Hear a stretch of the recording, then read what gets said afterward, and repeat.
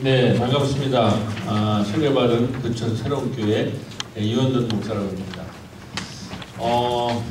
저는 이렇게 교회를 소개하는 건지는 모르고 한국교회를 바꾸는 교회 전반에 관해서 이제 얘기하는 걸로 생각을 해서 뭐 저희 교회 얘기도 하겠지만 저희 교회는 뭐 짤막하게 한 3분 정도 동영상으로 요약이 돼서 그걸 좀 보시고 교회 흐름은 저희 교회 흐름은 얘기하면서 제가 최근 이제 우리 한국교회에 대해서 하는 생각들 특별히 저는 이제 좀 지역사회교회를 지향하기 때문에 지역교회가 왜 필요한가 하는 그 말씀을 제가 이 동영상을 본 이후에 말씀드리도록 하겠습니다.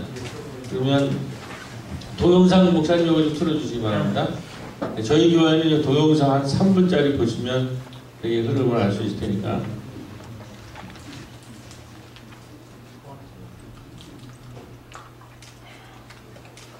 부천 지역의 한 작은 교회가 어린이와 어르신들을 위한 지역 아동센터를 비롯해 가족도서관과 가정지원센터들을 운영하며 마을과 하나가 되고 있습니다. 마을과 함께하는 부천 새로운교회를 박영식 기자가 취재했습니다. 여러 마을 많은 어린이들이 오전부터 지역 아동센터에 나와 선생님의 지도 아래 교회에 열중하고 있습니다. 이곳은 부천시 약대동에 있는 새로운교회가 운영하는 지역 아동센터입니다. 이 교회는 어린이 21명을 대상으로 매일 교육 지도를 물론 바이올린 교실과 독서, 영어, 수학을 하며 급식과 간식도 제공하고 있습니다. 평부나 평부 순환에서 자라는 아이들이 많기 때문에 그 엄마와 같은 따뜻한 그런 마음으로 아이들을 대하고 또 가르치고 있습니다. 특히 부모가 맞벌이를 하거나 할머니와 사는 어린이들은 하루 종일 선생님의 따뜻한 구살림 속에 물을 하고 친구들과 놀이도 하며 즐거운 시간을 보내고 있습니다. 선생님이 친절하고요. 바이올린을 배우게 해서 좋고 독서 프로그램에 만들기를 해서 좋아요. 선생님이 공부 그런 거 가르쳐주고 수학도 재미있고 친구들이랑 사이좋게 놀 수 있게 되고 친구도 되었어요. 또 12,000여군을 갖춘 신나는 가족 도서관을 운영하며 도서 대출과 열람은 물론 독서교실과 환경수업, 어린이 기자단과 동화 아카데미 등도 운영하고 방학 기간에는 마을 학교도 열고 있습니다. 새로운 교회는 아울러 가정지원센터를 설치하고 혼자 사는 어르신 20여 가정에 매주 2차례 도시락을 만들어 배달하고 매주 금요일 점심 식사도 대접하고 있습니다.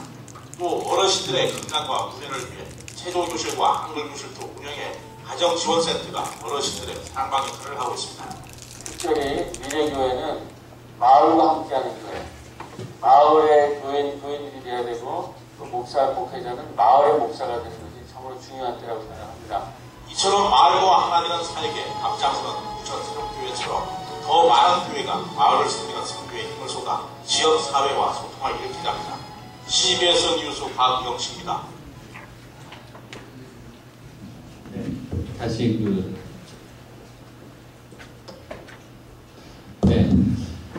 저는 오늘 한 20여 분 동안 말씀드리려고 하는 것은 앞으로 이제 미래교회는 핵심적으로 생태계를 만들어야 된다. 교회가 미래교회가 되려면 새로운 생태계가 탄생돼야 된다 하는 좀 말씀을 중심으로 말씀을 드리려고 합니다. 이 동네 작은 교회 얘기도 굉장히 이제 독특한 패러다임, 독특한 이제 사고를 하는데 좀 비슷하면서 약간 다른. 그래서 특별히 우리가 지금 한국 교회가 굉장한 저는 위기에 처해 있다고 생각을 하는데 여기에서 이것을 벗어나려면은 생태적 사고를 해야 된다. 그리고 사회나 교회가 새로운 생태계를 만들지 않으면 이 위기를 우리가 극복할 수가 없다 하는 것이 제 얘기의 포인트가 되겠습니다. 첫 번째로는 이제 최근에 오늘 아침에도 이제 기부를 해가지고 이제 뉴스가 됐죠. 우리 사회에 뭐 대통령감으로까지 얘기가 되는 이제 우리나라에서는 참 경험하기 힘든 이제 새로운 인물이 등장해서 작년에 이제 우리 사회를 아마 이제 주도했던 것은 안철수와 오늘 이제 왔다가 낙검수가 아니었나.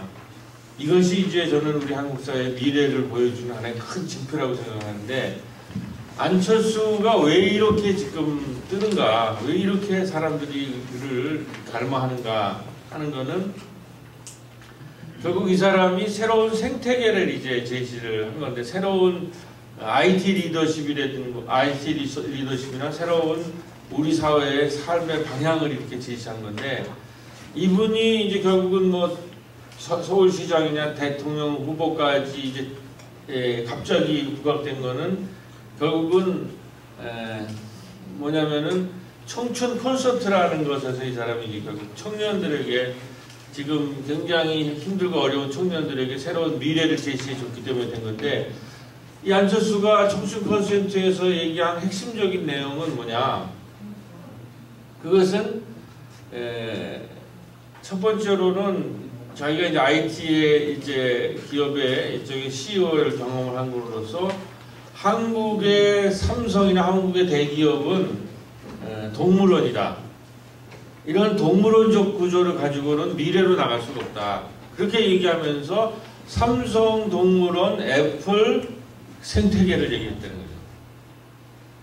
그러니까 우리 대기업은 작은 기업을 착취하고 수탈하고 작은 기업을 동물원에 우리에 가둬서 죽이면서 성장하는 방식이라면, 애플은 자기가 거느리고 있는 작은 생태계들, 작은 협력 기업들을 다 그 생태계를 만들면서 같이 사는, 공진화하는 이런 것을 통해서 지금 애플은 성공한다. 그러니까 지금 삼성의 방식을 가지고는 도저히 우리 한국 사회가 미래로 갈 수가 없다. 여러분들이 지금 일자리를 잃는 것도 비슷한 과정이 아니냐는 거죠. 지금 대기업이 일자리를 못 만들어내는 거거든요. 결국은 일자리는 작은 기업에서 만들어낸다는 거죠. 그러면 대기업이 성장하면서 작은 기업이 같이 살아야지 다 사는데, 우리는 동물원이나 작은 기업을 죽이면서 성장하니까 이게 안 된다는 거죠. 최근에 이제 우리가 재밌는 거는, 이 동물원에 참 재밌는 거는 뭐냐면, 이 재벌 2세들이 이제 어디를 또 들으면 동네 빵집까지 들어가가지고 동네를 싸그리다, 그 동네 빵집까지를 다 이제 추격, 파괴, 붕괴시켜 나가면서 이 동물원을 하고 있다는 거예요. 근데 이러한 생태계가 대기업에만 있느냐? 이런 동물원이 정확하게 한국 교회가 똑같은 모습을 지금 하고 있다는 거죠. 이게 대형 교회가 하나 등장하면은 뭐 싸그리 그냥 다 몰살당하는.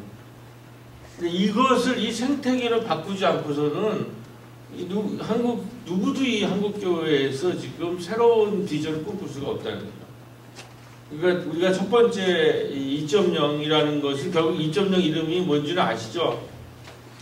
IT 사회에서 IT의 최고봉들이 이렇게 사회를 연구해 보니까는 1.0 방식의 낡은 거는 다 쓰러졌다는 거예요. 그리고 그게 뭐냐면 1.0 방식은 뭐냐면 무한경쟁, 승자독식, 독점 폐쇄의 방식을 가지고 IT를 운영했던 기업은 다 쓰러지고 다 무너지고, IT 계열에서 나름대로 생존한 것을 보니까는 참여, 공유, 연대라는 거죠. 그러한 IT만이 살아남았다는 거죠. 그래서 이 2.0이라는 말이 나왔고, 우리가 지금 하는 이 교회 2.0 운동이라는 것이, 교회도 지금 무한경제, 우리가 그동안 산업화 시대에 논리죠. 이 무한경제, 승자독식, 독점 폐쇄, 그리고 모든 것이 그 승자가 다 가져가고, 무한 경쟁을 해야 되고 승자가 다 독식하는 이러한 그 생태계로서는 한국 기업도 안 되고 한국 사회도 안 된다는 거죠. 이런 것에서 지금 참여, 공유, 교회도 우리가 참여와 공유, 연대로 가야 되고 동물원이 아니라 생태계를 만들어야 된다 하는 것이 이제 우리가 생각해야 될 첫 번째 문제라고 생각합니다. 저는 철학이 굉장히 중요하다고 생각합니다. 이런 철학이 없이는 미래교회를 이끌어갈 수가 없습니다. 그래서 생태계라는 문제, 그 생태계라는 문제는 자연 환경의 문제가 아니라 우리 공동체에도 적용이 되는 거예요. 우리 기업 생태계, 특히 우리로서는 교회 생태계를 이거 바꾸지 않고서는 힘들다. 예. 뭐 이걸 이제 한번 요약해 보는 건데, 뭐 다 아시죠? 농촌에서 작은 교회로, 작은 교회에서 수평이동해서 대형 교회로 가면서 이제 대형 교회도 최근에는 강북형, 강남형이 나왔는 거더라고요. 예. 그러면서 이제 농촌이나 작은 교회들이 지금 다 붕괴되면서 밑에 이제 먹이사슬이 붕괴되니까 지금 대형 교회에도 큰 위기가 오지 않습니까? 그러면서 지금 한국에서 교회 위상은 어떤 거냐면, 뭐 잘 아시다시피 교회가 세상의 빛과 소금의 역할을 하는 것이 아니라 교회가 이 세상의 큰 근심 걱정 덩어리가 됩니다. 그래서 또 뭔 우리 교회가 사고나 안 칠까? 저 언제 더 사고 칠까? 이거 걱정하고 있단 말이에요. 근데 그 주범을 가만히 보니까 전부 대형 교회. 이게 공룡쳐서 문제덩어리, 이 사회에 아주 지진화 집단, 낡은 새로운 사회에 가는데 이 낡은 공룡이 돼가지고 참 큰 걱정덩어리가 됐다는 거예요. 이 생태계를 바꾸지 않는 한 공신력이 추락돼서 작은 교회도 지금 전도할 수가 없는 거예요. 작은 교회도 선교할 수가 없다는 거예요. 이것을 우리가 우리의 모든 것은 이 생태계를 변화시키는 것이 중요되는데, 이 동네 작은 교회 같은 경우는 굉장히 지금 미래지향적인 생태계죠. 저도 굉장히 지금 충격을 좀 받습니다. 저도 굉장히 좀 진보적으로 생각을 가졌다는데, 뭐 굉장한 좀 영감이네요. 자, 그다음에 두 번째는 우리가 닮은 교회는 뭐냐? 여기서 이제 아주 분명하게 드러나는데, 수종교회냐 세이비어즈 교회냐라는 게 이제 분명히 드러나는 거예요. 여러분 아시다시피 수종교회는 결말이 어떻게 됐습니까? 한때 이 모든 교회의 흠모가 됐고, 모든 교회의 우상이 됐고, 모든 신학생과 목회자가 담기로 했던 대형 교회이고 번영신학에 기초했던 수종교회가 최근에 파산을 했죠. 그러니까 이제는 옛날에 다 수종교회를 우리가 보러 관광을 다니면서 모범교회 모델링 하러 다녔는데, 이제는 수종교회를 어떻게 가야 되냐?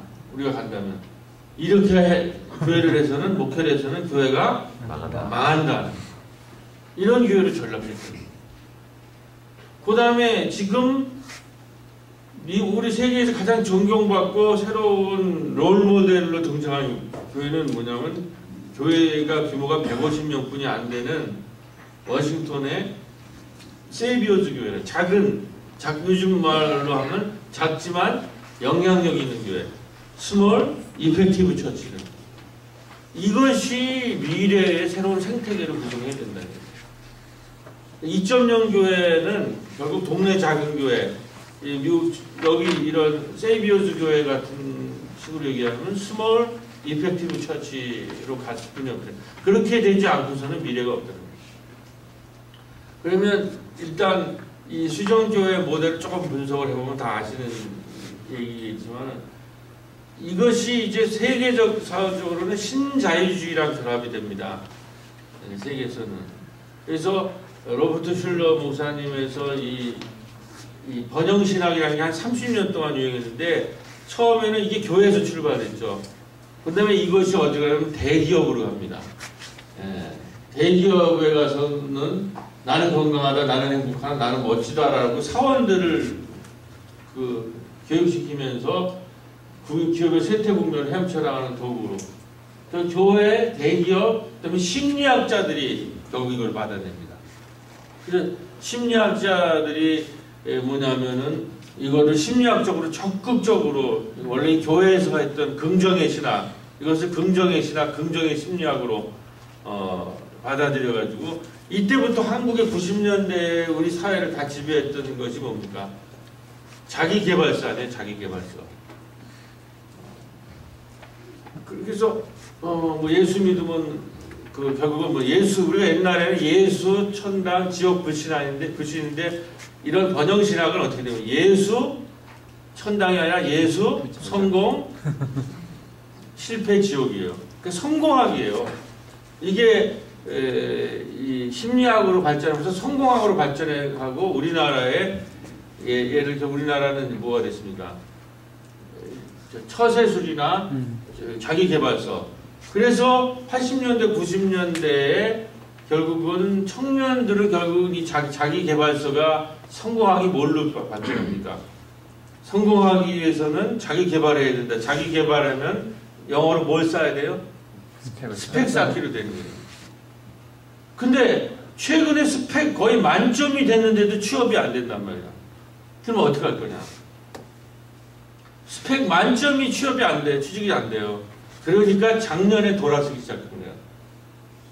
작년에 돌아서기 시작해서 2040이 선거에 참여할 수 있어요. 이거 개인의 문제가 아니라 개인의 심리나 개인의 마음을 바뀌어가지고 이게 문제가 되는 것이 아니라 이 사회적 단위, 이런 단위들이 바뀌게 된다는 거예요. 그러면서 스펙 쌓기라는 신화가 이제 무너지고 전 세계적으로도 이 성공 신화라든지 행복의 심리학 이런 것들이 다 붕괴되면서 신자유주의가 좀 붕괴하고 뭐 우리가 유명한 그 저기 뭐냐면은 긍정의 심리학이라고 하는 그 있죠. 하나님을 은혜에 내 신용 점수를 무시하도록 해주고 내가 처음으로 소유하는 집을 축복해 주신다. 하나님은 나의 속도 위반 딱지도 해결해주고 식당에서 좋은 자리를 찾아주고 내가 책을 계약할 수 있도록 해주는 행운과 번영. 유명한 사람이 누구죠? 조엘 오스틴. 목사. 조엘 오스틴. 조엘 오스틴. 네, 이제 조엘 오스틴. 이러한 것까지로 이게 갑니다. 이런 것이 한 30년을 세상을 지배했어요. 근데 이것에 이 신화가 붕괴되기 시작하는 이런 번영신학이네. 교회에서부터 출발한 교회가 파워가 센 게 없어요.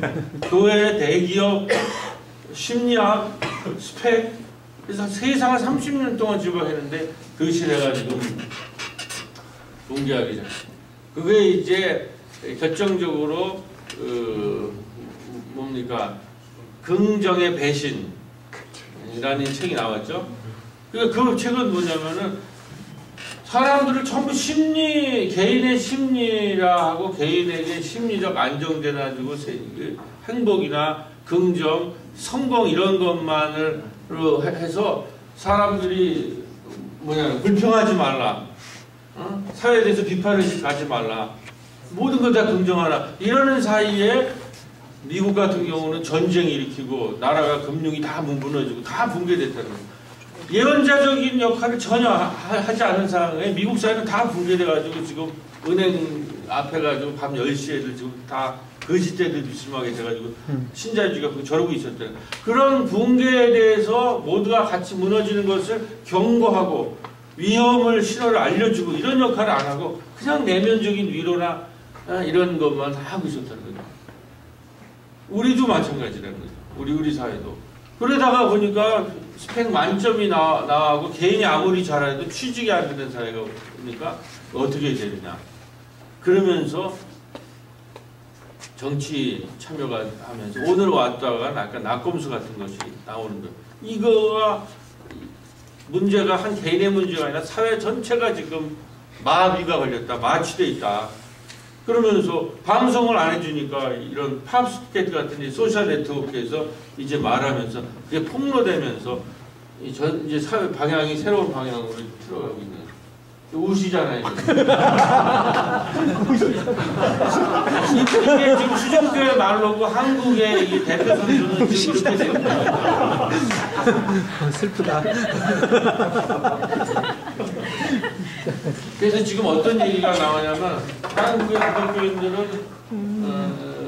교회 생활을 열심히 할수록 사회에 대한 의식 수준은 더 떨어진다는 거죠.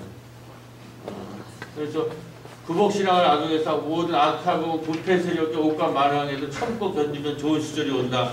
이런 식의 마취제만을 다 해서 교회에 다닐수록 사람들이 이상해지는 거예요. 그렇게 되니까 결국은 교회가 어떻게 되냐면 교회가 지금 거의 붕괴 직전에 생태계가 교회 다닐수록 저런 의식이 되고 마취되고 마약되고 환자처럼 돼버리니까 사회의식이 한번 떨어지고 그런 사람들 데리고 하니까 뭐 빵스 내려라 이런 얘기를 할 수 있는 거예요. 미친놈 아니면 그런 얘기를 어떻게 해요? 그래도 가만히 듣고 아멘하고 있는 사람들이 우리가 안에 있는 거예요. 지금. 대부분이 교회 다니면 옛날에는 다 선각자, 선지자, 앞선 사람인데 지금 가장 사회에서 후진 집단이 돼요. 교회 다니는 사람. 뭔가 좀 이상한 사람들. 이런 식으로 질이 떨어지고 있다는 거죠. 교회의 질, 교회 교인들의 질이 떨어지면서 온갖 지금 문제에 지금 골칫덩어리로 지금 되고 있다는 거죠. 이 생태계를 우리가 직시하지 않으면 한국교회를 갱신할 길이 없다는 거예요. 이것의 핵심은 지금 번영신학이고 번영신학이 붕괴되고 있다는 거예요. 그 미국에서부터 일어나죠. 수정교회와 세이비우스 교회. 한국으로 지금 우리가 한국 수입한 거가 지금 오고 있는 거예요. 이미 우리도 이런. 자, 이런 데서 이제 미국은 1대 99로 해가지고 타임즈의 장정 주인공이 프로테스트 저항자잖아요. 전 세계적으로 여기에 대한 지금 저항의 운동이 일어나고 있고, 우리도 그래서 낙검수, 낙곱살이 이런 얘기들이 나오는 거예요. 뉴스에서 하나 하지 않는 거를 이 소셜 네트워크 시대가 와서 이게 지금 수정이 된다는 거예요.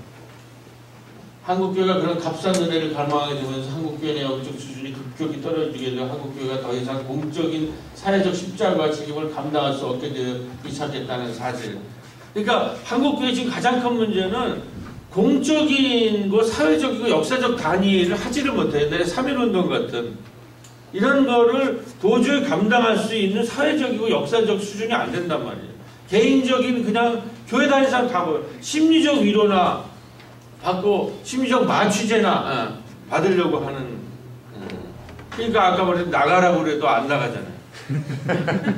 나오면 사회로 나가야 되는데 안 나가고 막 버티고 이런다는 거죠. 자, 이런 데서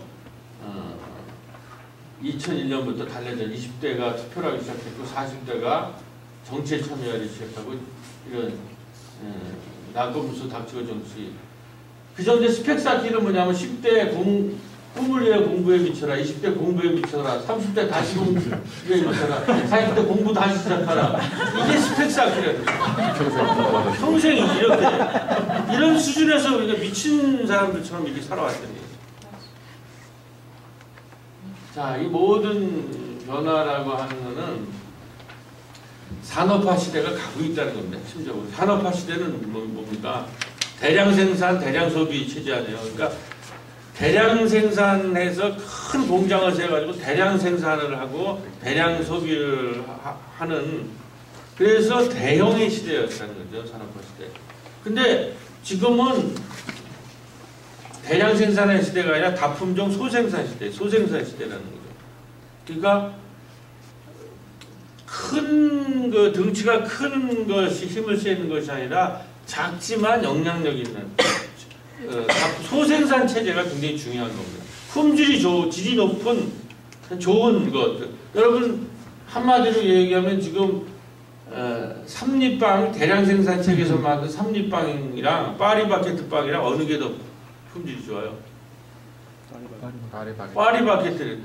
그러니까 대량 생산 체제에서 나오는 삼립빵은 사람들이 별로 귀하게 여기질 않아요. 싸구려로 보인단 말이죠. 그러니까 동네에 파리바게트 동네에 작지만 주문 생산 체제에 있는 이런 파리바게트나 뚜레쥬르 이런 것들이 이 미래 생산 양식이라는 거죠. 그래서 우리가 대량으로 공장에서 물건 찍어내듯이 나오는 생산품에 대해서는 의심의 눈을 가지고 볼 필요가 있다는 거예요. 대형교에서 나오는 신자들은 조금 대량 생산 체제에서 이 생산되는 거기 때문에 품질의 문제를 생각할 필요가 있죠.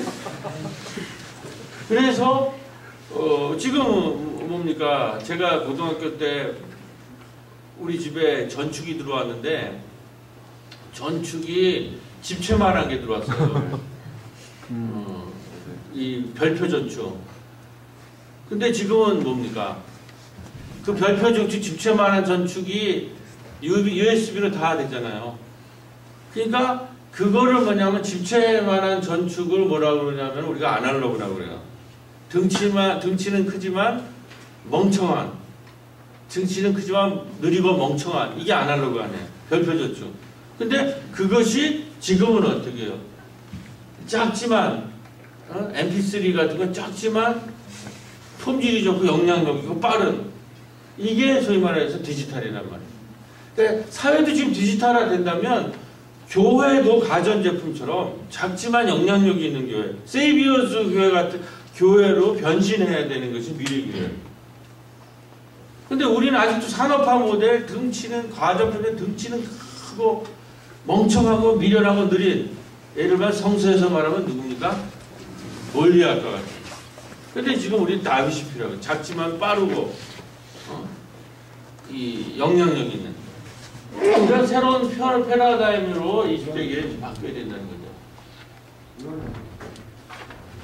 이제 국가도 지금 강소 국가가 되죠. 세계에서 가장 선진국은 뭡니까? 예, 덩치가 큰 교회들이 아니죠. 세계에서 가장 선진국은 뭐냐면 강소국이죠. 작지만 강한 나라들. 여기 스칸디나비아 북유럽 나라들이야.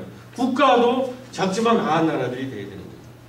그래서 이제 지금 뭐 7분이 안 남았다니까 그냥 그래서 결국은 이제 이러한 작지만 2.0 교회들, 영향력 있는 교회를 가야 되는데, 이것이 지금 미래 트렌드를 저 두 가지로 요약하겠습니다.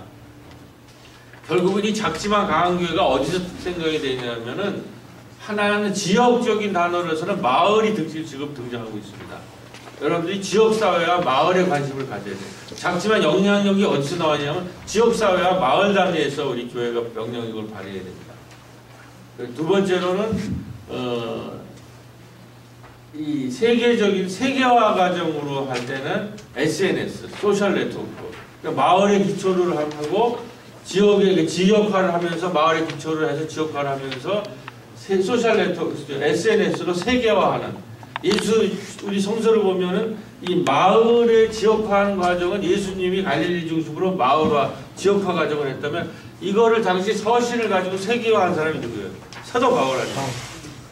그런 현상이 세계화와 지방화가 좀 동시에 일어나고 있다는 거죠. 그러니까 우리 2.0의 가장 핵심적인 것은 지역사회를 파고들면서 마을에 영향력 있는 교회들을 통해서 지역화 과정을 거쳐야 되겠고, 그것을 가져서 세계화할 수 있는 SNS, 소셜 네트워크를 통해서 그걸 세계화하는, 이 지방화와 세계화가 동시에 지금 일어나는, 그것이 우리 2.0의 새로운 흐름이 아닌가, 이렇게 생각하면서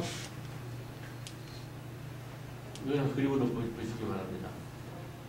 그래서 이제 저희 교회는 이렇게 지역과 아동의 시대, 가족과 마을의 시대, 생명망 목표, 미래 5가지 혁명, 마을혁명, 시민혁명, 소통혁명, 노인혁명, 문화 이런 것들. 그래서 이것만 하고 마치겠습니다. 그래서 새로운, 제가 어디 해외 나가서 발표할 일이 있어서 좀 어줍지 않은 영어로 하는 건데, 처치 페스터가 아니라, 그러니까 우리 목사는 교회 목사가 아니라 마을의 목사님들이 되셔야 돼요. 미래 목회자는. 교회 안에 갇히시면 안 돼요. 교회 목사가 아니라 마을의 목사가 돼야 되고, 교회가 중심이 아니라 마을 중심의 교회는 그 교회가 돼야 된다는 거예요. 우리는 지금 한국 교회의 목사님들은 교회에 갇혔어요. 교회도 교회 안으로 폐쇄되어 있단 말이에요. 이것은 2.0 참여 공유 연대라고 하는 것은 교회에 갇히지 않고 목사가 마을 단위를 목회를 해야 돼요. 아까 동네 교회도 마을을 목회하는 교회. 목회를 교인만 대상으로 하는 것이 아니라 마을을 대상으로 목회를 해야 된다. 그리고 교회가 우리 교회만의 교회가 아니라 마을의 교회가 돼야 된다. 그 다음에 성장이 목표가 아니라, 이거 다 낡은 얘기예요, 이미 다. 이제 봉사가 목표가 돼야 된다는 거고. 그래서 스몰 처치가 네트워크가 되면 빅 인플루언스, 큰 영향력을 가지고 오고 커뮤니티를 바뀌죠. 이게 뭐 해외에서도 인정을 해주더라고요. 네. 어줍지 않은 영어를 했는데, 그래서 이게 결론입니다.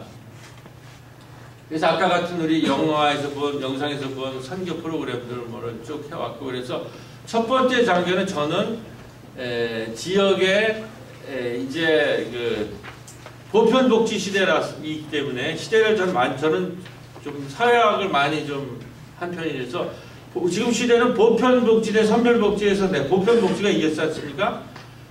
그렇기 때문에 복지망 그래서 저는 결론이 미래 목회는 지역 에큐메니즘에 기초하는 생명망 목회라고 생각합니다. 생명망 네트워크를 짜는 건데 그래서 그 첫 번째 단계는 보편복지 시대에 복지적인 그 생태계를 만드는 것이다. 우리가 처음에 갈 때 복지적 생태계를 만들었으면 좋겠다. 두 번째 단계는 평생학습 시대거든요. 지금은 그 평생학습 시대이기 때문에 이 평생학습 시대에 맞는 우리 교회 교육은 교회 안에 들어와 있는 기독교인들만 교육하는 것이 아니라 지역 학습 생태계를 만들어야 된다. 그렇기 때문에 아까 말한 도서관, 지역 아동센터 같은 것들을 교회에서 할 필요가 있는 거죠. 그것을 가지고 학습 생태계를 만들어야 복지망을 통해서 지역을 봉사할 뿐만 아니라 교회가 갖고 있는 예수님 교육에는 지역사회를 학습 생태계로 만들 수가 있어요. 평생학습 시대에도.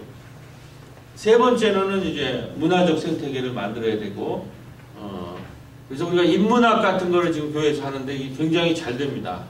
인문학, 마을 인문학 같은 거, 또 마을 영상 이런 거, 이게 기독교 영화도 나와야 되거든요. 이런 것들.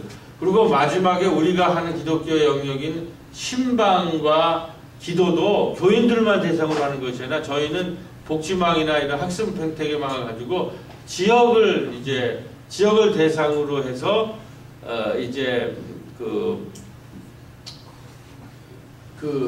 신방을 합니다. 그래서 가을에는 지역 신방을 하고 지역 사회를 기도하는 기도망을 하고 그래서 지역 사회를 위해서 신방하고 기도하는 것에 가면 이것이 돌봄의 생태망이 되는 거죠. 그래서 이런 단위까지 가면 우리가 말하는 보통 생명 목회라고 하는 거. 우리가 마을 단위로 마을의 교회가 된다, 생명의 교회가 된다, 생명망 목회를 한다고 하는 것이 어떤 의미인가?